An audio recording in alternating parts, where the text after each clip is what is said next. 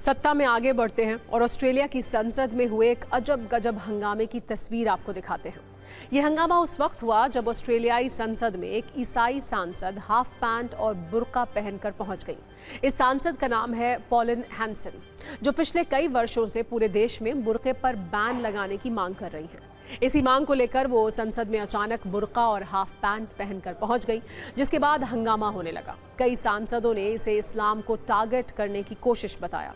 ऑस्ट्रेलियाई संसद की कार्यवाही चल रही थी, तभी बुर्का पहने एक सांसद संसद के अंदर पहुंचकर सीट पर बैठ गई। अधिकारियों ने जैसे ही उन्हें पहचानने की कोशिश की, वो उठी और दूसरी सीट पर बैठ गई। किसी को समझ नहीं आ रहा था कि हो क्या रहा है। आखिर जब सांसद की पहचान हुई तो सेनेट में बैठे कई सांसद गुस्से में आ गए। पॉलिन हैंसन से बुर्का हटाने के लिए कहा जाने लगा। उन्होंने जब मना किया तो संसद की कार्यवाही रोक दी गई, जिसके बाद सांसद हैंसन को सदन की कार्यवाही से 7 दिन के लिए सस्पेंड कर दिया गया। हैंसन ने बताया कि वो संसद में बुर्के पर बैन लगाने का प्रस्ताव लाना चाहती थी, लेकिन उन्हें इसकी इजाजत नहीं मिली, तो विरोध जताने के लिए उन्होंने बुर्का पहन लिया।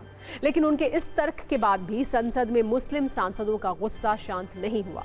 वो इसे नस्लवाद और धार्मिक भेदभाव को बढ़ावा देने वाली हरकत बताने लगे।